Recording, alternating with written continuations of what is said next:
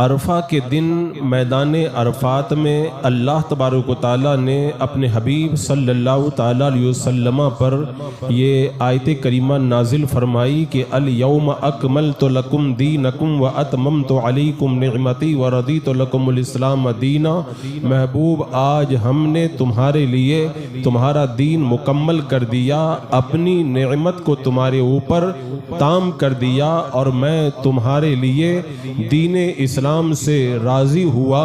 اس آیت کریمہ کے نزول کے ساتھ ہی یہ دین اسلام مکمل طور پر ہمارے سامنے آ گیا۔ حضرات مکرم، اب میں ایک سوال آپ سے کرنا چاہتا ہوں۔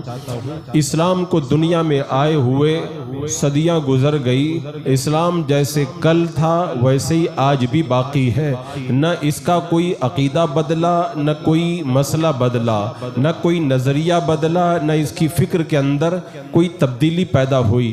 ورنہ مذاہب کی تاریخ جو ہم نے پڑھی ہے، ہم نے یہ دیکھا ہے کہ کسی مذہب کا بانی، کسی مکتبہ فکر کو قائم کرنے والا، کسی مذہب کی بنیاد کو رکھنے والا جب دنیا سے چلا جاتا ہے، جب انتقال کر جاتا ہے، جب مر جاتا ہے، تو اس کے جانے کے بعد میں یا تو وہ مذہب مٹ جاتا ہے، یا وہ مذہب تبدیل ہو جاتا ہے، یا اس مذہب کے افکار و نظریات کے اندر چینجنگ آ جاتی ہے۔ لیکن بات سمجھ میں نہیں آتی، دنیا کے دوسرے مذاہب مٹ گئے، دوسرے مکاتب فکر ختم ہو گئے یا تبدیل ہو گئے۔ آپ دنیا کے تمام مذاہب کی تاریخ پڑھ کر کے دیکھ لیں، ہندو مت کی تاریخ پڑھ کے دیکھیں، بدھ مت کی تاریخ پڑھ کر کے دیکھیں، آپ سکھوں کی تاریخ پڑھ کر کے دیکھیں، یہودیت اور نصرانیت کی آپ تاریخ پڑھ کر کے دیکھیں، جب تک بانی موجود رہا، جب تک مکتبہ فکر کو قائم کرنے والا دنیا کے اندر باقی رہا،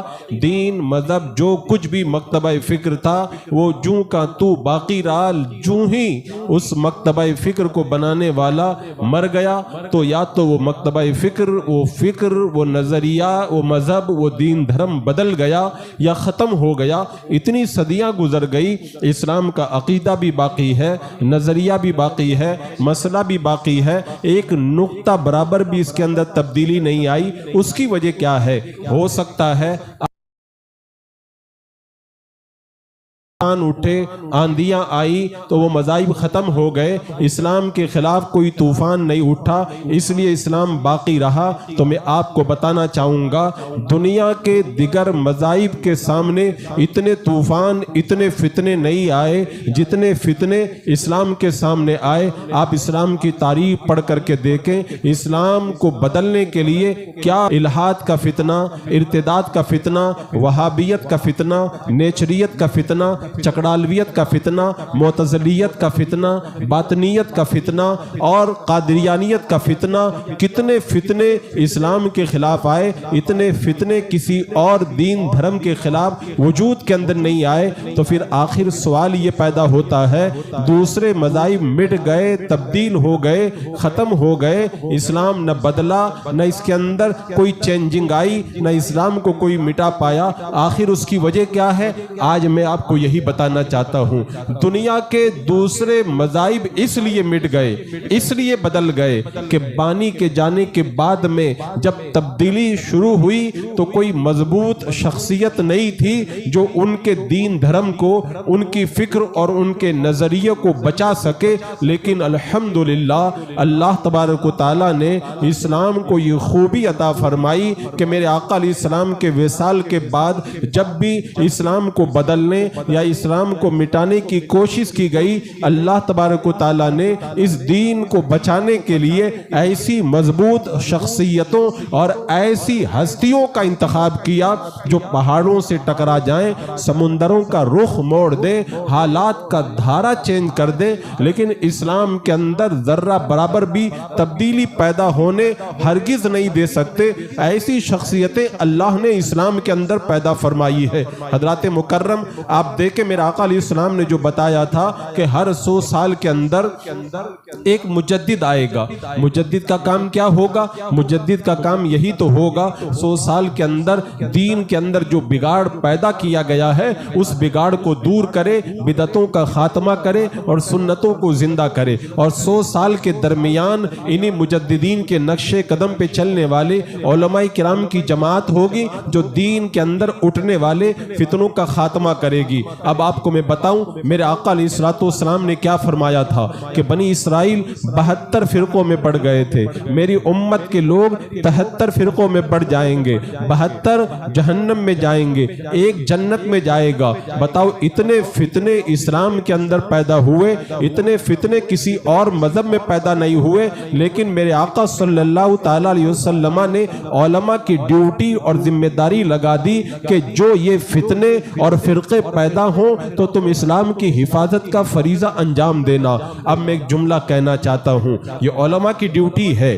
یہ علماء کی ذمہ داری ہے جو اللہ کے رسول علیہ السلام نے عطا فرمائی ہے. اب اگر کوئی گمراہ عقیدہ نکلے، گمراہ فکر نکلے، گمراہ نظریہ پیدا ہو اور اس وقت میں اگر علماء مصلحت سے کام لیں، چاپلوسی سے کام لیں، ڈر سے کام لیں، پیسے سے ڈر کر کے چپ ہو جائیں، حالات کا شکار ہو جائیں، تو میرے آقا علیہ السلام نے جو ان کی ڈیوٹی نے فرقوں کی بھی نشاندہی کر دی تھی اور ان فتنوں کے مقابلے کے اندر آنے والے اہل حق کی بھی اللہ کے رسول علیہ السلام نے نشاندہی فرما دی. ایک حدیث پاک میں آتا ہے میرے آقا صلی اللہ تعالی علیہ وسلم نے ارشاد فرمایا جب بدعتیں ظاہر ہوں، جب فتنے پیدا ہوں، جس عالم کے علم اپنے علم کو ظاہر نہ کرے اس پر اللہ کی لعنت ہے، فرشتوں کی لعنت ہے اور تمام انسانوں کی لعنت ہے. اللہ تبارک و تعالی اس کا نہ فرض قبول فرمائے گا اور نہ اس کا نفل قبول فرمائے گا. تو اب اگر ان حالات کے اندر کوئی یہ کہتا ہے کہ بد مذہبوں کا رد نہ کیا جائے، سب حالات کا شکار ہو کر کے خاموشی اختیار کر لیں، تو میرے آقا صلی اللہ تعالی علیہ وسلم کے اس فرمان کے خلاف کرتا ہے. عزیزان مکرم، اب میں آپ کو بتائیں وہ لوگ بھی تو حج کرتے ہیں، وہ لوگ بھی تو زکوٰۃ دیتے ہیں، وہ لوگ بھی تو تلاوت کرتے ہیں، چاہے وہابیہ ہو، دیابنا ہو، غیر مقلدین ہو، چکڑالوی ہو، نیچری ہو، قادیانی ہو، تو سب کچھ وہی کرتے ہیں جو ہم کرتے ہیں. تو آخر ان کا رد کرنے کی ضرورت کیا ہے؟ ان سے اختلاف کرنے کی ضرورت کیا ہے؟ تو آؤ میں آپ کو بتاتا ہوں، قرآن مقدس نے ہمیں یہ مجاز دیا ہے، یہ ہمیں طریقہ بتایا ہے. نمازی بھی ہو، روزے لیکن اسلام کے خلاف کوئی عقیدہ نکالے تو اس کا رد کیا جائے گا.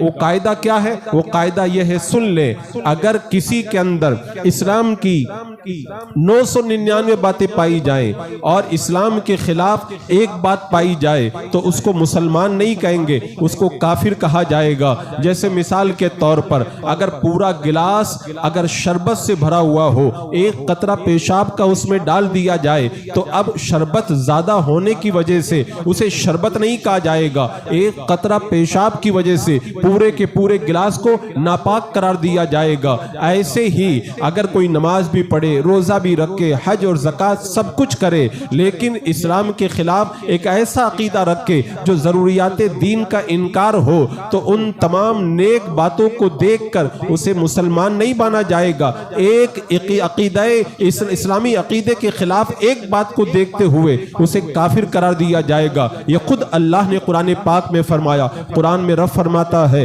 وَمِنَ النَّاسِ مَن يَقُولُ آمَنَّا بِاللَّهِ وَبِالْيَوْمِ الْآخِرِ وَمَا هُمْ بِمُؤْمِنِينَ. کچھ لوگ وہ ہیں جو کہتے ہیں ہم اللہ پر ایمان لائے اور یوم آخرت پر ایمان لائے. اللہ تعالیٰ فرماتا ہے وہ مسلمان نہیں ہے، وہ مومن نہیں ہے. یہ کن کے بارے میں؟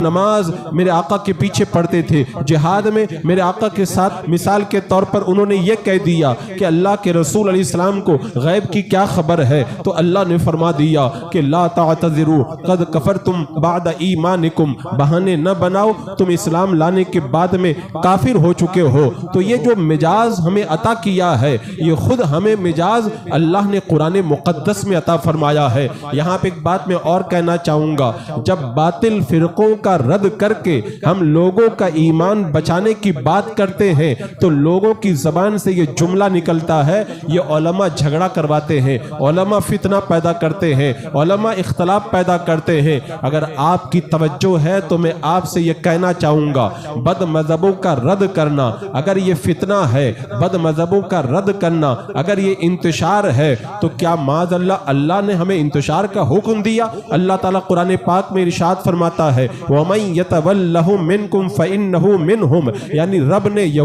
یہود و نصارہ کے بارے دیا جو ان سے دوستی کرے گا وہ انہی میں سے ہو جائے گا۔ جب یہود و نصارہ تمہارے اندر سختی پائیں، تمہارے اندر سختی پائیں تو سختی کرنے کا حکم کس نے دیا؟ اللہ نے دیا۔ اسی طرح رب تبارک و تعالیٰ نے قرآن مقدس کے اندر ارشاد فرمایا فَلَا تَقْعُدْ بَعْدَ الذِّكْرَ مَعَ الْقَوْمِ الظَّالِمِينَ، یاد آنے کے بعد میں ظالموں کے ساتھ نہ بیٹھو۔ ملا احمد جیون فرماتے ہیں یہاں ظالموں کے اندر فاسق بھی داخل ہیں، گمراہ بھی داخل ہیں، کفار بھی داخل ہیں، یہ سب کے سب داخل ہیں۔ تو اس کا مطلب یہ ہوا اللہ نے ان سب سے دور رہنے کا حکم دیا۔ اب آپ خود بتائیں اللہ ان کے اوپر سختی کرنے کا حکم دیتا ہے، رب تبارک و تعالیٰ ان سے دور رہنے کا حکم دیتا ہے، ان کے ساتھ بیٹھنے سے منع کرتا ہے، تو کیا معاذ اللہ اللہ نے لڑنے کا حکم دیا ہے؟ یہ تو قرآن نے ہمیں مجاز دیا۔ اب اس کے بعد میں حدیث پاک کی طرف آئیں، میرے آقا صلی اللہ تعالیٰ علیہ وسلم نے جو یہ ارشاد فرمایا کہ 73 فرقے ہوں گے،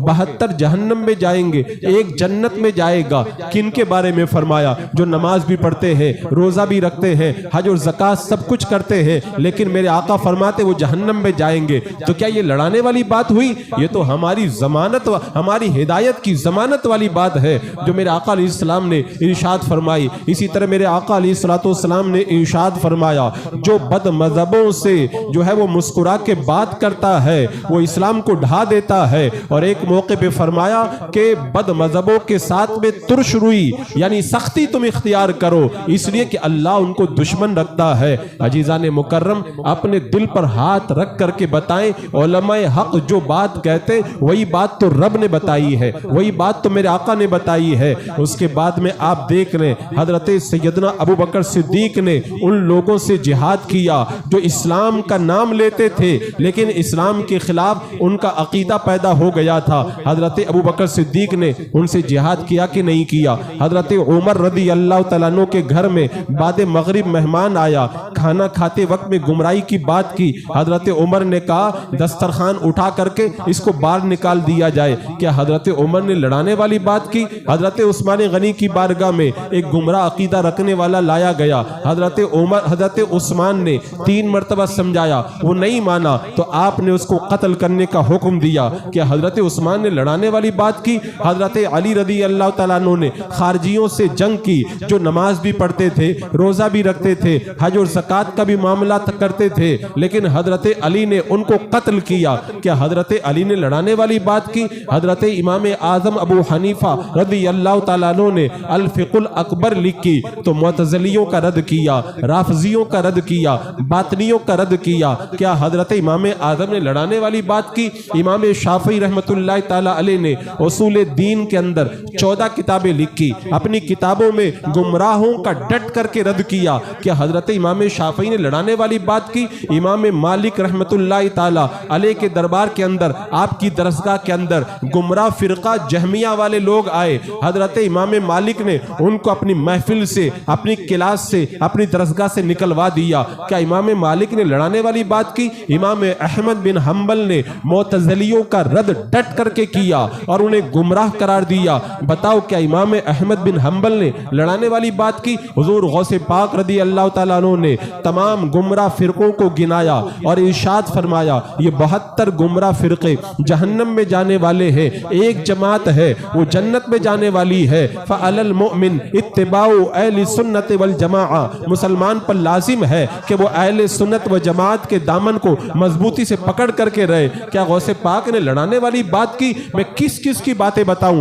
آپ اپنے ائمہ کی تاریخ پڑھ کر کے دیکھ لیں۔ اگر یہ لڑانا ہے تو کیا معاذ اللہ کے رسول، خلفائے راشدین، ائمہ مجتہدین، حضور غوث پاک اور ان مقدس ہستیوں پر لڑانے کا الزام لگائیں گے؟ آج علماء اہل سنت جو کچھ بھی کر رہے ہیں وہ وہی کر رہے ہیں جو اللہ نے قرآن پاک میں فرمایا रसूलुल्लाह ने अहादीस तैयबा में फरमाया, खुलफाए राशिदीन ने जो करके दिखाया, अइम्मा मुज्तहिदीन ने जिसकी तालीम दी, और हम सब कादरी गुलामों के पीर ने डंके की चोट पर उसका ऐलान करके बता दिया, ये 72 जहन्नम में जाने वाले हैं, इनका साथ कभी भी मत इख्तियार करना।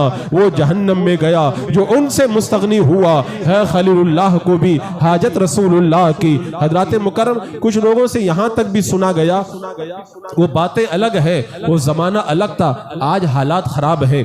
इन मुश्किल हालात में जब आरएसएस वगैरह दीगर जो तंजीमें हैं वो मुसलमानों को मिटाना चाहती है, ऐसे वक्त में इख्तलाफ की बातें नहीं करना चाहिए, मिलजुल करके काम करना चाहिए। वक्त मुख्तसर है, लेकिन मैं एक हल्का सा जायजा आपके सामने रख देता हूँ। आज मेरे कान ये सुनते सुनते पक गए हैं, हालात खराब है, हालात खराब है, हालात खराब है। वो रद्द किया था तो पहले किया था, इन हालात में रद्द नहीं होना चाहिए। इन हालात में सबको मिल करके गैरों के खिलाफ एक प्लेटफॉर्म के ऊपर आना चाहिए। मैं आपको बताऊं, हालात आज खराब हुए, सिर्फ आज हालात नहीं खराब हुए, मुसलमानों के लिए तो हालात हर दौर के अंदर मुश्किल रहे हैं। एक हल्का सा जायजा मैं आपके सामने रखता हूं। जब मेरे आका अलैहिस्सलाम का विसाल हुआ, क्या हालात अच्छे थे? एक तरफ ज़कात का इनकार करने वाले थे, और दूसरी तरफ झूठे नबूवत का दावा करने वाले थे, तीसरी तरफ मुर्तद्दीन की एक जमात उठ करके खड़ी हो गई थी, और चौथी तरफ यहूद और नसारा की फौजें दावते जंग दे रही थी।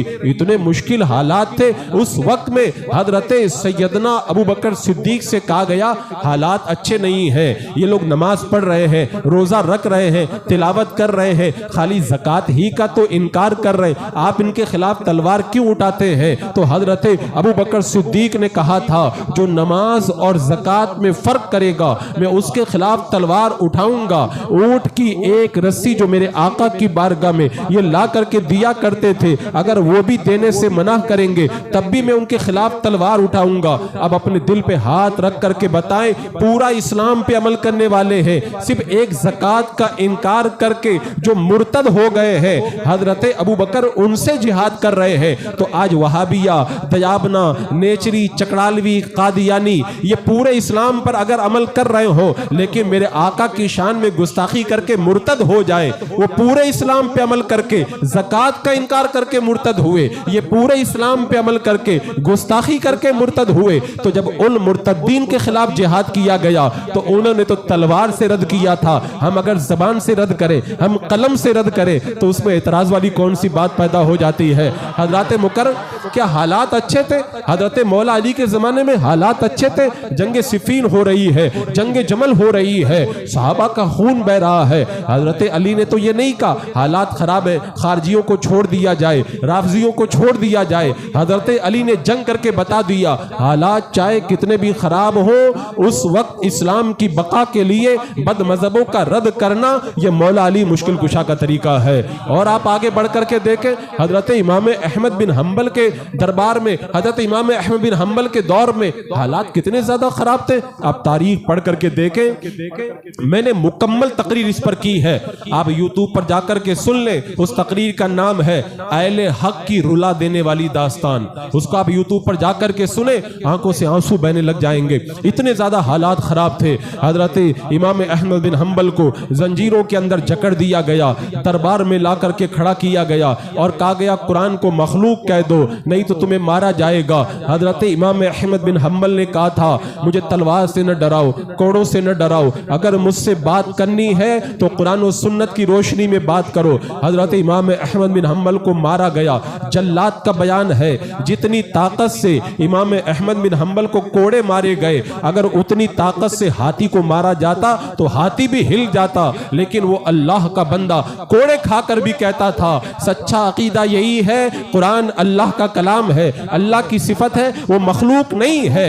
बताओ, मुअतज़िला जो गुमराह फिरका था, हुकूमत उनकी थी, वजीर उनके थे, बादशाह उनका था, सारी अवाम उधर थी, सारे उलमा इधर थे, लेकिन इमाम अहमद बिन हम्बल ने बता दिया, हालात खराब हो जाएं तो इस्लामी अकीदे के खिलाफ बोलने वालों को छूट नहीं दी जाएगी, उनका डट के रद्द किया जाएगा, और अगर रद्द करने के लिए जान देना पड़े तो मैं जान देने के लिए भी तैयार हो जाऊंगा। और इमाम अहमद बिन हम्बल से जब कहा गया कि सब आपका साथ छोड़ गए, आप अकेले रह गए, का मेरा जनाजा बताएगा हक पे कौन है और बातिल पे कौन ہے حضرت امام احمد بن حنبل کا جب جنازہ اٹھایا گیا تو اللہ اکبر کبیرہ، آپ کے جنازے کو دیکھ کر کے 10,000 یہودی، نصرانی، مجوسی کلمہ پڑھ کے مسلمان ہو گئے۔ اور ایک مورخ نے تو یہاں تک لکھ دیا زمانہ جاہلیت اور زمانہ اسلام کے اندر اتنا بڑا جنازہ کسی کا نہیں ہوا جتنا بڑا جنازہ حضرت امام احمد بن حنبل کا اٹھایا گیا تھا۔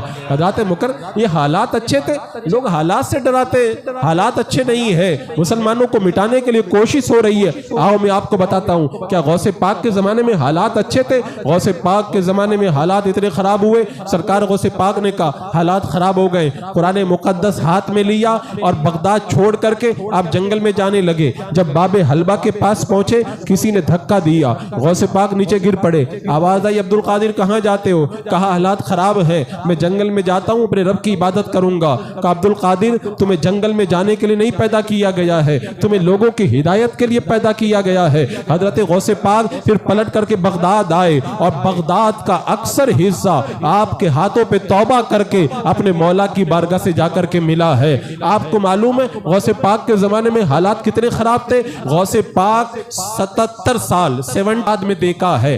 آپ کے زمانے میں سلجوقی سلاطین اور عباسی خلفاء کے درمیان جنگیں ہوتی تھی، اتنے حالات خراب تھے، یہاں تک کہ مسترشد باللہ خلیفہ جب قید ہوا تو لوگوں نے اپنی مسجدوں کے ممبر توڑ دیے، اب مسجد میں خطبہ نہیں ہوگا، عورتوں نے اپنے سروں سے آنچل اتار دیا اور سب پورے خلافت اسلامیہ کے اندر کوہرام مچ گیا۔ ان مشکل حالات کے اندر غوث پاک نے جب کتاب لکھی نا تو یہ نہیں کہا حالات خراب ہیں رد نہیں کیا جائے گا، ان مشکل حالات میں غوث پاک نے کتاب لکھی نا تو باطنیوں کا بھی رد کیا، رافضیوں کا بھی رد کیا، خارجیوں کا بھی رد کیا، 72 فرقوں کو گنا کر کے کہا یہ سارے کے سارے جہنم میں جانے والے۔ غوث پاک سے کسی نے یہ تو نہیں کہا حضور اتنی جنگیں چل رہی ہیں، حالات خراب ہیں، رافضیوں کو بھی ملا لو، معتزلیوں کو بھی ملا لو، وہ نماز بھی پڑھتے ہیں، روزہ بھی رکھتے ہیں، تلاوت بھی کرتے، حج بھی کرتے، زکوٰۃ بھی دیتے، حالات خراب ہیں، ابھی سب کو ملا کے کام کیا جائے۔ میرے غوث پاک نے بتا دیا سب جہنم میں جائیں گے، اگر ایک جماعت جو جنت میں جائے گی فعلی المومن اتباع اہل السنت والجماعہ، اس جماعت کا نام اہل سنت و جماعت ہے۔ اہل سنت کا ہے بیڑا پار، اصحاب حضور نجم ہے اور ناؤ ہے عطرت رسول اللہ کی۔ آپ اور آگے بڑھ کر کے دیکھیں، یہ 5ویں صدی کی بات ہے، غوث پاک کا زمانہ۔ پھر 6ٹھی صدی کے اندر آپ دیکھیں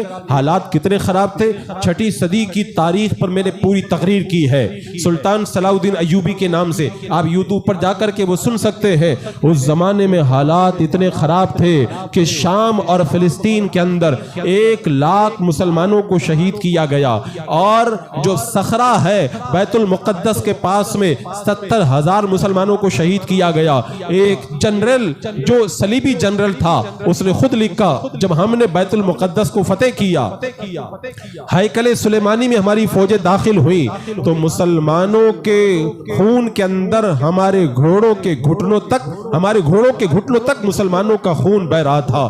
یہ حالات اچھے تھے، لیکن اس 6ٹھی صدی میں جب سلطان صلاح الدین ایوبی نے مصر کی سرزمین پر قدم رکھا تو آپ نے یہ نہیں دیکھا ساری دنیا کی صلیبی طاقتیں متحد ہیں، مسلمانوں کا خون بہ رہا ہے، اب رافضیوں سے بھی سمجھوتا کر لیا جائے، باطنیوں سے سمجھوتا کر لیا جائے، خارجیوں سے سمجھوتا کر لیا جائے۔ قسم خدا کی تاریخ پڑھ کر کے دیکھ لے، تاریخ کا ہر ورق پکار کر کے کہتا ہے سلطان صلاح الدین ایوبی جب بادشاہ بن کر کے مصر میں داخل ہوئے، انہوں نے بیت المقدس کو فتح کرنے کے لیے فوجیں نہیں جمع کی، پہلا کام یہ کیا پورے مصر کو شیعوں سے پاک کیا، باطنیوں سے پاک کیا، یمن، شام اور آس پاس کے جتنے علاقے تھے وہاں سے شیعوں کا، رافضیوں کا، باطنیوں کا، معتزلیوں کا خاتمہ کیا۔ جب سارے گمراہ فرقوں کا نام و نشان مٹا دیا، اس کے بعد میں فوجیں جمع کی اور بیت المقدس کی طرف روانہ ہوئے، اور اللہ تبارک و تعالیٰ نے سلطان صلاح الدین ایوبی کو فتح نصیب فرمائی اور مسجد اقصی دوبارہ مسلمانوں کے قبضے میں آ گئی۔ آپ مجھے بتائیں کہ حالات اچھے تھے، لیکن اس زمانے میں سلطان صلاح الدین ایوبی گمراہ فرقوں کا رد کر رہے ہیں، ان کو مٹا رہے ہیں۔ بتا دیا سلطان نے اس وقت تک فتح نہیں مل سکتی جب تک گمراہوں کا خاتمہ نہیں کر دیا جاتا ہے۔ اور آگے کی تاریخ پڑھ کے دیکھیں، یہ 6ٹھی صدی کی تاریخ ہے، 7ویں صدی کی تاریخ پڑھ کر کے دیکھیں، اس پر بھی میں نے مکمل تقریر کی ہے۔ آپ اس کو جا کر کے سن سکتے ہیں۔ ان حالات کے بارے میں مکمل میری ایک تقریر ہے، غالباً اس نام سے، مشکل حالات اور دو وظیفے، اس نام سے میں نے مکمل وہ تاریخ بتائی ہے جب ہلاکو خان اور چنگیزیوں کا طوفان آیا تھا۔ وہ کتنا مشکل وقت تھا، اس تاریخ کو بیان کرتے ہوئے تاریخ کا ہر صفحہ کانپنے لگ جاتا ہے، تاریخ کے صفحات سے سیاہی کے بجائے خون ٹپکتا ہے۔ مسلمان لاکھوں کی تعداد میں شہید کیے گئے، اور تو اور بغداد کے اندر مسلمانوں کا اتنا خون بایا گیا کہ دریائے دجلہ کا پانی ایک طرف سے مسلمانوں کے خون سے لال ہو کر کے بہ رہا تھا تو دوسری طرف سے بغداد کی لائبریریوں کو جو دجلہ میں ڈالا گیا تھا ان کی سیاہی کی وجہ سے کالا ہو کر کے بہ رہا تھا۔ مسلمانوں کے خلیفہ کو روئی میں لپیٹ کر کے گھوڑوں کے نیچے رون دیا گیا، مسلمانوں کے کھوپڑیوں سے مینار بنائے گئے، ایک ایک چنگیزی 100 مسلمانوں کو قتل کرتا تھا۔ حالات اچھے تھے، حالات اچھے تھے۔ ان حالات میں علماء نے یہ نہیں کہا حالات خراب ہیں، بد مذہبوں کا رد نہ کیا جائے۔ ان مشکل حالات میں 7ویں صدی کی تاریخ پڑھ کر کے دیکھ لے، علماء نے گمراہ فرقوں کا ڈٹ کے رد کیا، بتا دیا حالات اپنی جگہ ہیں، بد مذہبوں کا رد کرنا یہ علماء اہل سنت کی ذمہ داری ہوا کرتی ہے۔ میں کس کس زمانے کی تاریخ بتاؤں؟ آپ 10ویں صدی کی تاریخ پڑھ کر کے دیکھ لے، ہندوستان کی۔ جب اکبر کا دور آیا، اس نے نیا دین معاذ اللہ دین الہی کے نام سے نکالا۔ محل میں کوئی نماز نہیں پڑھ سکتا، قرآن نہیں پڑھ سکتا، پوجا کی جاتی بتوں کی اور سورج کی پوجا کی جاتی، جگہ جگہ اسلامی شاعر کو مٹایا جانے لگا۔ اس وقت علماء نے یہ نہیں کہا حالات خراب ہیں، شیخ مجدد الفیسانی کو جیل میں ڈال دیا گیا، حالات اچھے تھے، لوگوں نے یہاں تک کہہ دیا تھا اب اسلام ہندوستان سے مٹ جائے گا، اسلام کا نام باقی نہیں رہے گا۔ ان مشکل حالات میں شیخ مجدد الفیسانی رحمت اللہ تعالی علیہ نے جو مکتوبات لکھے ان کو پڑھ کر کے دیکھ لو۔ شیخ مجدد الفیسانی نے لکھا ہے کہ بد مذہبوں کو کتے کی طرح سمجھو، اور جیسے کتے سے بھاگتے ہو ایسے بد مذہبوں سے بھاگا کرو۔ رافضیوں کا رد کیا اور تمام گمراہ فرقوں کا رد کیا۔ مشکل حالات میں رد کیا جائے، یہ علماء کی ذمہ داری ہے۔ حالات کا رونا نہ رویا کرو، اگر حالات کا رونا رو گے تو ہوگا کیا؟ تمہاری جان ہو سکتا ہے بچ جائے، حالانکہ بچنا نہیں ہے۔ اگر جان بچ بھی گئی، ایمان چلا گیا تو یہ جان کس کام کی ہے؟ اصل جان تو وہی جان ہے جو محبت رسول کے اندر ہمیں اللہ نے عطا فرمائی ہے۔ آؤ آگے آ کر کے دیکھو، 12ویں صدی کی تاریخ پڑھ کے دیکھو۔ 12ویں صدی کے اندر جب مکہ مدینہ طائف وغیرہ پر وہابیوں نے قبضہ کیا، طائف کے اندر عورتوں کو لٹایا جاتا تھا اور ان کے بچوں کو ان کے سینے پہ رکھ کر کے ذبح کیا جاتا تھا۔ مکہ اور مدینہ کے اندر ہزاروں بزرگان دین کو قتل کیا گیا، عورتوں کی عزتوں کو تار تار کیا گیا۔ مسجد جنت المعلا اور جنت البقیع کے اندر سارے گنبدوں کو گرا دیا گیا، روضہ رسول اور مقدس اس گنبد کے اوپر گولیاں چلائی گئی۔ حالات اچھے تھے، حالات اچھے تھے۔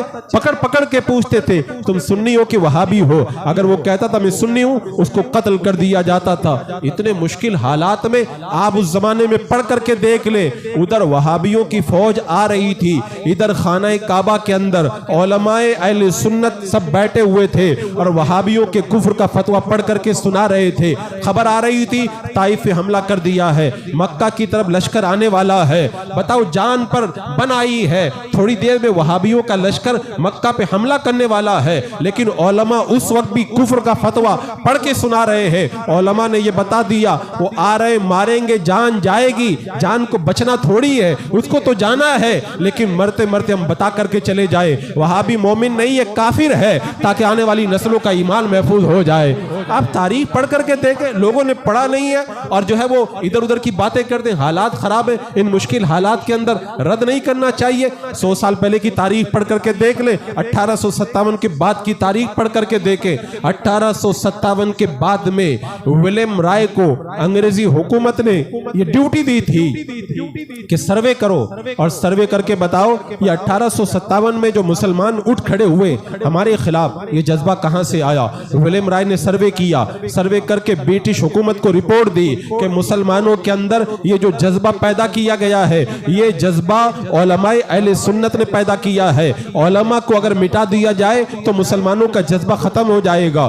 جب ولیم رائے کی رپورٹ آتی ہے تو دلی کے چاندنی چوک سے لے کر جہاں تک نظر جاتی تھی, ہر درخت پر کسی عالم اہل سنت کی لاش لٹکتی ہوئی نظر آ رہی تھی. اور دوسری طرف دارالعلوم دیوبند کو قائم کیا گیا, کروڑوں کا چندہ دیا گیا, اشرف علی تھانوی, قاسم نانوتی کو برابر ہر مہینہ نذرانہ دیا گیا. اب اپنے دل پہ ہاتھ رکھ کر کے بتاؤ, کیا وہ حالات اچھے تھے؟ ایک طرف علماء اہل سنت کو قتل کیا جا رہا ہے, وہاں بھی علماء کو نذرانے دیے جا رہے ہیں. آج معلوم ہے لوگ یہ بھی کہتے ہیں کہ جب کوئی ہم پر حملہ کرتا ہے تو یہ تھوڑی کہتا ہے تو سنی ہے کہ وہابی ہے, ہماری دکان کو لوٹتا ہے تو یہ تھوڑی کہتا ہے تو سنی ہے کہ وہابی ہے. اگر غیر ہمارے علاقے پہ حملہ آور ہوتے تو وہ سنی وہابی نہیں دیکھتے. میں کہتا ہوں تمہیں پتہ ہی نہیں ہے, تمہیں پتہ ہی نہیں ہے. وہ مسلک دیکھ کر کے سب کچھ کرتے ہیں. وقت کم ہے, میں چند مثالیں دے کر کے بتاتا ہوں. عراق نے جب امریکہ پہ اٹیک کیا تو سنی علاقوں پہ حملہ کیا, شیعوں کو چھوڑ دیا ہے. بتاؤ مسلک دیکھا گیا کہ نہیں دیکھا گیا؟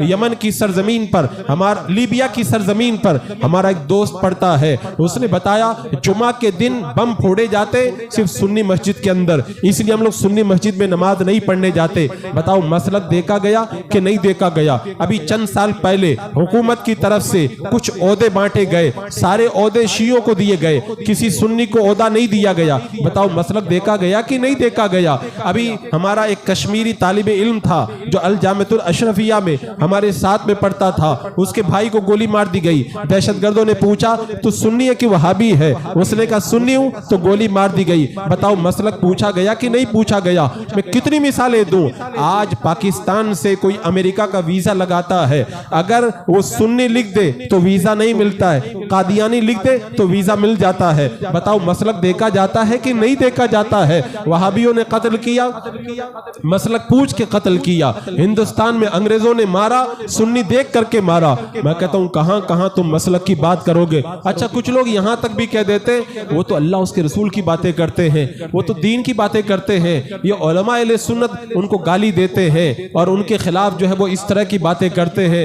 اے لوگوں, آج زندگی ہے, پتہ نہیں کل تک ہم زندہ رہیں گے کہ نہیں رہیں گے, لیکن یہ میرا پیغام ہمیشہ یاد رکھنا, اگر ایمان سلامت نہیں ہے نا تو کچھ بھی سلامت نہیں ہے. آپ لوگ جو یہ کہتے ہو وہ لوگ تو بڑی محبت والی باتیں کرتے, اللہ اس کے رسول کی باتیں کرتے, سنی علماء ان کا رد کرتے. آؤ میں آپ کو بتاتا ہوں, لڑانے والا کام ہم نہیں کرتے, لڑانے والا کام وہ کرتے. توجہ ہے آپ کی, آج تک کسی سنی عالم نے ایسی کتاب نہیں لکھی ہے جس کتاب کے بارے میں یہ کہا ہو کہ میں نے لڑانے کے لیے کتاب لکھی ہے. لیکن ہندوستان کی سرزمین پر وہابیوں کی پہلی کتاب تقویت الایمان جب لکھی گئی تو لکھنے والے اسماعیل دہلوی نے اپنے چیلوں کو بلا کے کہا تھا میں نے یہ کتاب لکھی ہے, جب یہ کتاب چھپے گی تو لوگ آپس میں لڑیں گے, لڑ بھڑ کے صحیح ہو جائیں گے, کتاب کو چھپاؤں کہ نہ چھپاؤں؟ تو اس کے چیلوں نے کہا چھپا دو. بتاؤ وہابیوں کی پہلی کتاب لکھ رہے ہیں تو پہلے سے خود ہی بتا رہے ہم نے لڑانے کے لیے کتاب لکھی ہے. بتاؤ انہوں نے لڑایا ہے کہ ہم نے لڑایا ہے؟ اور آگے چل کر کے دیکھو, تم کہتے سنی لڑاتے, گنبد خضرا پہ گولی سنیوں نے چلائی ہے, یہ وہابیوں نے چلائی ہے. روزہ رسول پر کھڑے ہونے والوں کو دھکا دے کے باہر کس نے نکالا ہے؟ کیا یہ لڑانے والی بات نہیں ہے؟ ہمارے کرلا کے اندر ایک مسجد کے اندر لپڑا ہوا تو وہابیوں نے کہا اگر سلام پڑھو گے تو ہم اس مسجد کے اندر سنی امام نہیں رہنے دیں گے, اگر سلام پہ پابندی لگاتے ہو تو ہم تمہارا امام رکھنے دیں گے. بتاؤ سلام پہ پابندی لگا کر لڑانے کی بات ہم نے کی ہے یا انہوں نے کی ہے؟ یہ دھلیا کی سرزمین ہے. دھلیا کے پروگرام میں گیا, ہماری کچھ بچیاں دیوبندیوں کے مدرسے میں پڑھنے جاتی ہے. 12 ربیع الاول شریف کو وہ جب روزہ رکھ کے جاتی ہے تو بچیوں نے بتایا 12 تاریخ کو جب ہم روزہ رکھ کے جاتی ہے تو جو وہابی وہاں کی ملانیاں ہیں وہ پٹک کر کے ہمارے منہ میں پانی ڈال کے ہمارا روزہ توڑوا دیتی ہے. بتاؤ روزہ توڑوا کر کے لڑانے کا کام ہم نے کیا ہے یا انہوں نے کیا ہے؟ میں ایک بار عمرہ کے لیے گیا 12 ربیع الاول شریف کے موقع پر, جب ہم لوگ افطاری لگا کر کے بیٹھے تو متوع آئے, ساری افطاری اٹھا کر کے لے گئے اور کہنے لگے تم لوگ افطاری نہیں کر رہے ہو, تم آج 12 ربیع الاول ہے, تم عید میلاد منا رہے ہو.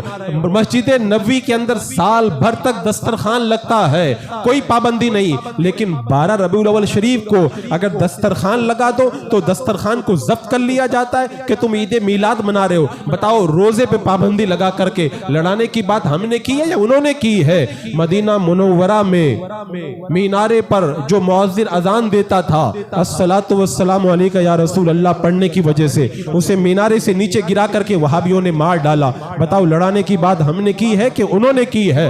मैं कितनी मिसालें दूं। आजादी से पहले अंग्रेजों के दौर में एक मुसलमान ने जब अशहदु अन्ना मुहम्मद रसूलुल्लाह पे अंगूठा चूम लिया तो उसके अंगूठों को काट दिया वहाबियों ने। बताओ लड़ाने की बात हमने की है कि उन्होंने की है? आज हमारा सुन्नी इतना भोला बन गया है। हुजूर मुहिब्बुल उलमा, हमारे दीगर उलमा जब बद मजहबों का रद्द करते कहते ये फितना परवर है, ये लोग लड़ाने वाले काम करते हैं, ये लोग इन मुश्किल हालात के अंदर लोगों के अंदर इंतशार पैदा करते हैं।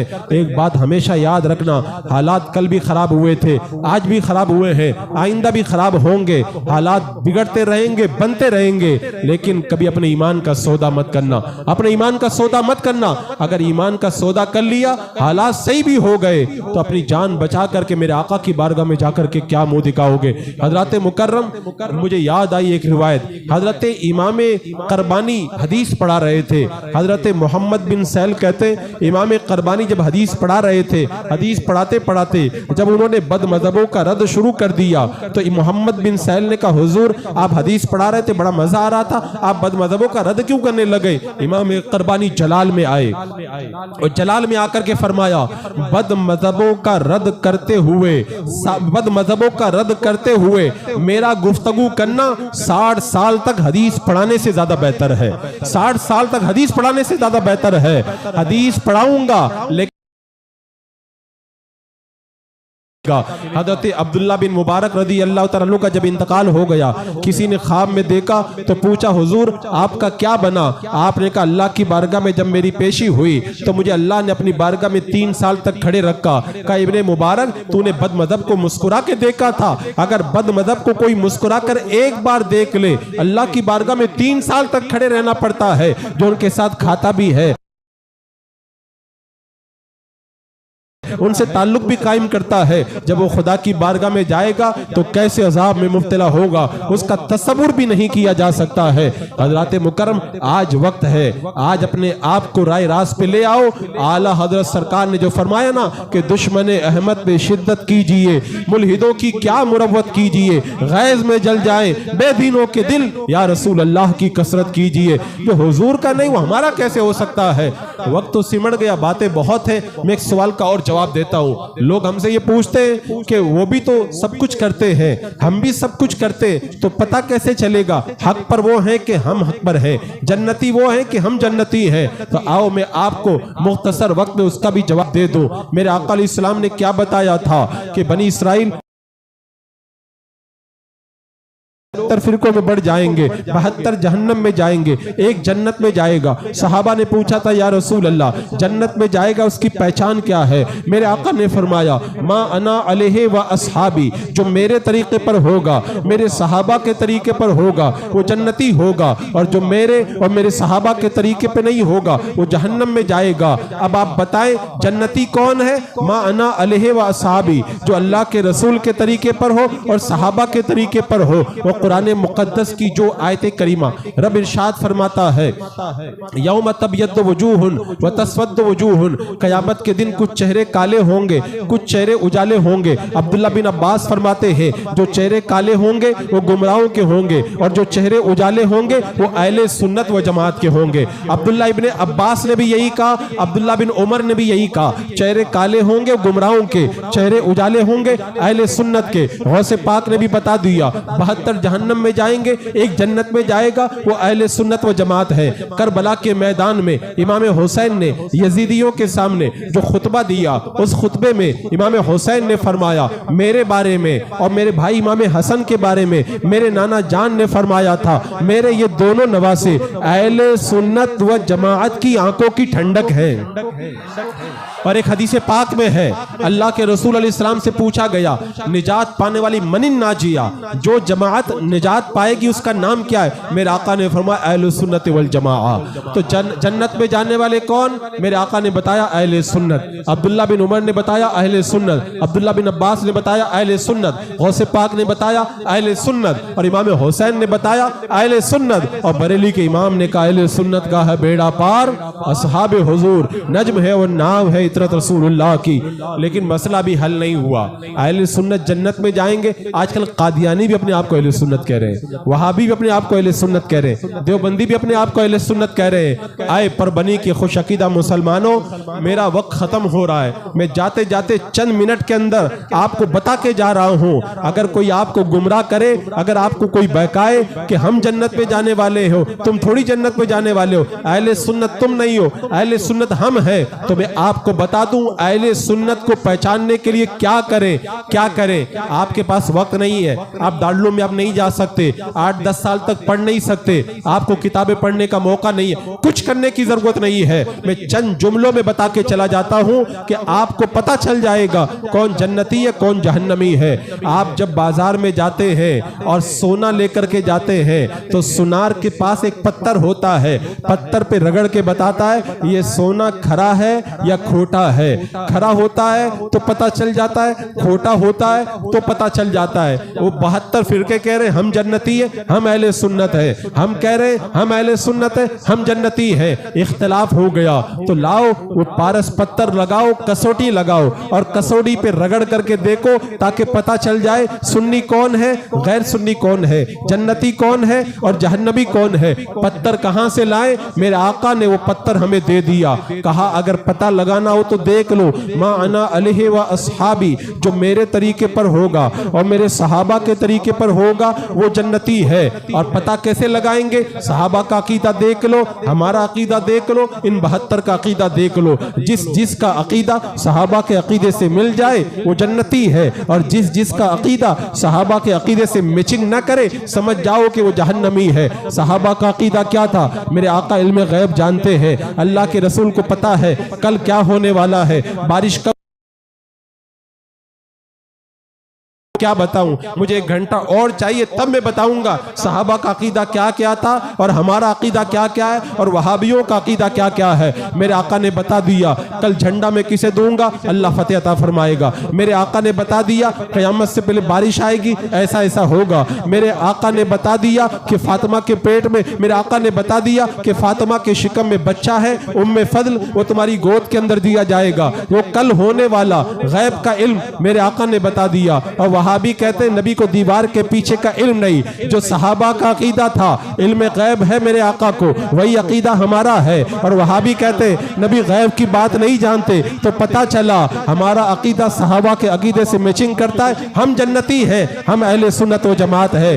صحابہ کا عقیدہ کیا ہے؟ قرآن کی 100 آیتوں ہیں، 100 آیتوں میں ہے میرے آقا آخری نبی ہے، 200 حدیثوں میں ہے میرے آقا آخری نبی ہے۔ اور میرے آقا نے فرمایا ختمہ بین نبیون، مجھ پر نبیوں کا سلسلہ ختم کر دیا گیا، یہی صحابہ کا عقیدہ ہے۔ اور معاذ اللہ قاسم نانوتی دیوبندی لکھتا ہے کہ اگر محمد کے بعد، سرکار کے بعد کوئی اور نبی آ جائے تو خاتمیت محمدی میں کوئی فرق نہیں پڑتا۔ تو وہابی عقیدہ ختم نبوت کے منکر، ہمارا وہی عقیدہ، ہمارا عقیدہ صحابہ سے میچنگ کیا، ہم جنتی ہیں، ہم اہل سنت و جماعت ہے۔ اسی طرح آپ دیکھ لیں صحابہ کا عقیدہ کیا ہے، نبی کو وسیلہ بنانا جائز ہے۔ صحابہ کو کچھ بھی ہوتا تھا میرے آقا کو وسیلہ بناتے تھے، نابینا آئے تھے نا، میرے آقا نے کہا تھا میرے وسیلے سے دعا کرو، انہوں نے حضور کے وسیلے سے دعا کی، صحابہ کہتے ہیں گیا تو نابینا تھا، میرے آقا کے وسیلے سے دعا کی، جب واپس آیا اللہ نے آنکھوں کی روشنی عطا فرما دی۔ تو جو صحابہ کا عقیدہ تھا ہمارا بھی وہی عقیدہ ہے، بے وسیلہ نجدیو ہرگز خدا ملتا نہیں، وصل مولا چاہتے ہو تو وسیلہ ڈھونڈ لو، بے وسیلہ ہرگز خدا ملتا نہیں۔ وہابی نبی کے وسیلہ بنانے کا انکار کرتے ہیں، اسے شرک و بدعت قرار دیتے ہیں۔ تو جو صحابہ کیا تھا؟ اللہ کے رسول نور ہے۔ آمنہ کہتی ہے مجھ سے نور نکلا، میرے آقا فرماتے میں نور بن کے آیا، رب فرماتا میری طرف سے تمہارے پار نور آیا۔ حلیمہ کہتے ہیں میں نے نور کو اپنے گھر میں پالا، صحابہ کہتے ہیں ہم نے نور کو دیکھا، اور ہم بھی کہتے ہیں تیری نسل پاک میں بچہ بچہ نور کا، تو ہے عین نور تیرا، سب گھرانہ نور کا۔ وہابیہ کہتے ہیں حضور کا جسم نور نہیں ہے، وہ ہدایت کے نور ہے۔ تو صحابہ کا جو عقیدہ تھا وہ وہابیوں کا عقیدہ نہیں، ہمارا عقیدہ صحابہ کے عقیدے سے میچنگ کیا، ہم اہل سنت ہوئے، ہم جنتی ہوئے۔ وہابی کیا کہتے ہیں؟ معاذ اللہ نبی مر کر کے مٹی میں مل گئے، ہمارا عقیدہ کیا ہے؟ تو زندہ ہے واللہ، تو زندہ ہے واللہ، میری چشم عالم سے چھپ جانے والے۔ اور صحابہ کا بھی یہی عقیدہ۔ میرے آقا کہتے ہیں مجھ پر جمعہ کے دن درود پڑھایا جاتا ہے۔ صحابہ نے کہا یا رسول اللہ جب آپ کا وصال ہو جائے گا انتاکل اجساد الانبیاء فنبی اللہ حی یرزق، اللہ نے زمین پر حرام کر دیا ہے انبیاء کے جسموں کو کھانا، اللہ کا نبی زندہ ہے اور اسے رزق دیا جاتا ہے۔ جو عقیدہ صحابہ کا تھا وہی ہمارا بھی عقیدہ ہے، تو ہم سنی ہے، ہم جنتی ہے۔ صحابہ کا عقیدہ کیا تھا؟ وہ نبی پہ درود و سلام پڑھتے تھے۔ حضرت علی کہتے ہیں میں جب اللہ کے رسول علیہ السلام کے ساتھ میں جایا کرتا تھا، راستے میں جو بھی پتھر ملتا تھا میرے آقا پہ سلام پڑھتا تھا۔ امام زین العابدین نے کہا تھا آخری زمانے میں گمراہ فتنے نکلیں گے، لوگوں نے کہا پتہ کیسے چلے گا حق کا؟ کہا جو اہل سنت ہوں گے وہ حق پہ ہوں گے۔ کہا سنی کا پتہ کیسے چلے گا؟ کہا جو نبی پہ زیادہ درود و سلام پڑھے گا وہی سنی ہوگا۔ ہم بھی نبی پہ درود و سلام پڑھتے ہیں، مصطفیٰ جان رحمت پہ لاکھوں سلام، یا نبی سلام علیہ کا، اور جو نبی پہ سلام پڑھے کہا وہی سنی ہوگا، اور جو سلام کا انکار کرے گا وہ کبھی سنی نہیں ہو سکتا ہے۔ آج سلام پہ وہ جگڑتے ہیں، ہم نہیں جگڑتے ہیں، تو ہمارا جو عقیدہ ہے وہی صحابہ کا عقیدہ ہے۔ حضرات مکرم یہ 4-5 مثالیں میں نے دی، ایسی درجنوں مثالیں ہیں، انشاءاللہ پھر کبھی آنا ہوگا تو میں تفصیل کے ساتھ میں وہ ساری مثالیں آپ کے سامنے رکھوں گا۔ تو جو میرے آقا نے بتا دیا جنت میں جانے والوں کی پہچان ہے ما انا علیہ واصحابی، جو میرے طریقے پر ہوگا اور جو میرے صحابہ کے طریقے پہ ہوگا جنتی ہوگا۔ میں یہ چیلنج کر کے جا رہا ہوں بد مذہبوں سے جتنے عقائد میں اور جتنے مسائل میں ہمارا اختلاف ہے، الحمدللہ ہمارا عقیدہ اور نظریہ وہی ہے جو صحابہ کا تھا اور میرے آقا کا طریقہ تھا، اور وہابیہ ان تمام عقیدوں میں مسلک اعلیٰ حضرت کے ماننے والے قرار پاتے۔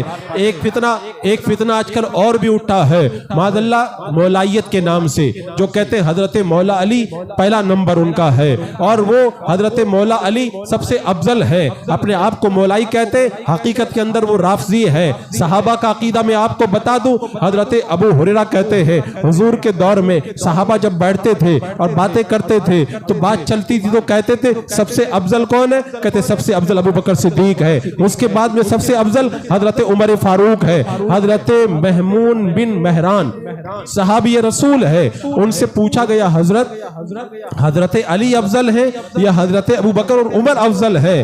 تو حضرت محمون بن مہران کے ہاتھوں میں عصا تھا، ہاتھ کانپنے لگا، عصا گر گیا، کہا مجھے نہیں معلوم تھا، میں اس زمانے تک زندہ رہوں گا جس زمانے کے اندر لوگ ابو بکر اور عمر سے بھی افضل کسی اور کو کہیں گے، کیونکہ صحابہ کا عقیدہ یہ ہے ابو بکر کا پہلا نمبر، عمر کا دوسرا نمبر، عثمان کا تیسرا نمبر، حضرت علی کا چوتھا نمبر۔ اگر اس عقیدے کے خلاف کوئی ہے، چاہے وہ جھوٹا مولائی ہو، رافضی ہو، شیعہ ہو، وہ اہل سنت نہیں ہے۔ اہل سنت وہی ہوگا جو کہے گا حضرت ابو بکر کا پہلا نمبر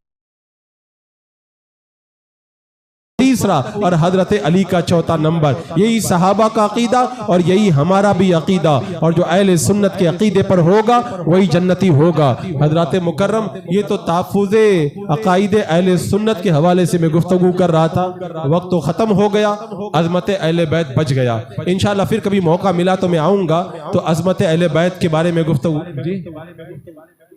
اہل بیت کے بارے میں تھوڑا بہت بولوں۔ جب میں شروع ہو جاؤں گا تو پھر گھڑی میں کم سے کم 11 بجیں گے۔ ایک دو بات میں عرض کر دیتا ہوں، میں بس یہ سمجھ لے جیسے مچھلی پانی کے بغیر نہیں رہ سکتی، ایسے ہی سنی اہل بیت کی محبت کے بغیر نہیں رہ سکتا۔ حضرت شیخ سعدی نے کہا تھا الہی بحق بنی فاطمہ کہ بر قول ایما کنم خاتمہ، اگر دعوتم رد کنی ور قبول منو دست و دامان آل رسول۔ ہم تو اس مسلک کے ماننے والے ہیں۔ ہمارے امام نے تو کہا تھا تیری نسل پاک میں بچہ بچہ نور کا، تو ہے عین نور تیرا، سب گھرانہ نور کا۔ ہم نے صحابہ کو مانا ہے حضور کی نسبت کی وجہ سے، اور اہل بیت کو بھی ہم مانتے حضور کی نسبت کی وجہ سے۔ جب وہ آیت کریمہ نازل ہوئی قُلْ لَا أَسْأَلُكُمْ عَلَيْهِ أَجْرًا إِلَّا الْمَوَدَّةَ فِي الْقُرْبَى، اے محبوب آپ فرما دو میں تم سے کچھ بھی نہیں سوال کرتا مگر اہل قرابت کی محبت کا۔ حضرت عبداللہ بن عباس میرے آقا علیہ السلام کی بارگاہ میں آ کے عرض کرتے یا رسول اللہ، اس آیت کریمہ میں رب نے فرمایا کہ آپ کی اہل قرابت سے محبت کی جائے، آپ کے قرابت دار ہے کون؟ میرے آقا نے فرمایا میرے قرابت دار میں فاطمہ ہے، علی ہے، حسن ہے اور حسین ہے۔ اور جب وہ آیت کریمہ نازل ہوئی ان اللہ وملائکتہ یصلون علی النبی یا ایھا الذین آمنوا صلوا علیہ وسلموا تسلیما، تو صحابہ نے کہا یا رسول اللہ، اللہ نے کہا کہ سلام بھی پڑھو اور صلاۃ بھی پڑھو۔ سلام تو پڑھنا ہم کو آتا ہے، السلام علیکم ایھا النبی ہم نماز میں پڑھتے ہیں، صلاۃ آپ پر کیسے پڑھے؟ میرے آقا نے فرمایا صلاۃ اس طرح پڑھو اللہم صلی علی محمد وعلی آل محمد۔ ہمیں تو نبی اور آل نبی پر درود پڑھنے کا نمازوں میں حکم دیا گیا ہے۔ حضرت امام زین العابدین کو جب گرفتار کیا گیا، لے جایا جا رہا تھا، ایک بدبخت کھڑا تھا کہہ رہا تھا اللہ نے آپ لوگوں کو رسوا کر دیا، آپ کو قیدی بنا دیا۔ حضرت امام زین العابدین نے کہا تو نے قرآن پڑھا؟ کہا پڑھا ہے۔ کہا قرآن کی آیت پڑھی ہے جس میں اللہ تبارک و تعالیٰ فرماتا ہے قُلْ لَا أَسْأَلُكُمْ عَلَيْهِ أَجْرًا سے محبت کرو، تو نے پڑھا ہے؟ کہا میں نے پڑھا ہے۔ امام زین العابدین نے کہا تو بکواس کر رہا ہے میرے بارے میں، تجھے نہیں پتا ہے اللہ نے جن سے محبت کرنے کا حکم دیا وہ میں انہی میں سے تو میں ہوں، اور ہماری قرابت کو تو اللہ نے باقی رکھنے کا حکم دیا ہے۔ جب سنا تو اس کا سر شرم سے جھک گیا اور وہ خاموش ہو کر کے رہ گیا۔ ہمارے بزرگوں نے آج لوگ تانا دیتے ہیں یہ بریلی والے سادات کا ادب نہیں کرتے۔ میں کہتا ہوں اہل بیت کا دو ادب ہمیں بریلی کے اماموں نے سکھایا، وہ کون سکھائے گا؟ میں نے پوری تقریر اس بات پر کی ہے کہ بریلی والے سادات سے کیسے محبت کرتے ہیں، اس کو آپ جا کر کے سن کے دیکھ لیں۔ حضور تاج الشریعہ رحمت اللہ تعالی علیہ کے وصال کا جب وقت آیا، 1 یا 2 دن پہلے کی بات ہے، آپ ہاسپٹل میں ایڈمٹ تھے، کسی نے فون کیا کہ حضور تاج الشریعہ سے بات کرنی ہے، تو جو آپ کے خادم تھے انہوں نے حضور تاج الشریعہ کو فون ہاتھ میں دے کر کے کہا حضور بمبئی سے سید صاحب کا فون ہے، آپ سے بات کرنا چاہتے۔ حضور تاج الشریعہ نے فرمایا آل رسول سید کہاں سید صاحب ہے؟ آپ لوگوں نے مسئلہ سنا ہوگا نا، وہ پھیلا کر کے قرآن پڑھنا یہ قرآن کی بے ادبی ہے۔ حضور تاج الشریعہ نے بتا دیا جب پاؤں پھیلا کر کے قرآن پڑھنا قرآن کی بے ادبی ہے تو سیدوں سے گفتگو کرتے وقت پاؤں پھیلانا وہ تب بھی اس سے بات کرے تو ادب کا تقاضا یہ ہے اپنے پاؤں کو سمیٹ لے۔ اس لیے کہ بریلی کے امام نے کہہ دیا ہے کہ میرے آقا علیہ السلام کی اہل بیت سے پیار کرنا یہ اہل سنت کا طریقہ ہے، اہل سنت کا طریقہ ہے۔ ان کے اصحاب و عطرت پہ لاکھوں سلام کا نعرہ ہمارے امام نے عطا فرمایا۔ انشاءاللہ پھر کبھی وقت ملا تو اہل بیت کی شان بیان کروں گا۔ اللہ رب قدیر ہمیں اپنے تمام محبوبوں سے پیار کرنے کی توفیق عطا فرمائے۔ استغفر اللہ ربی من کل ذنب و اتوب الیہ۔ السلام علیکم۔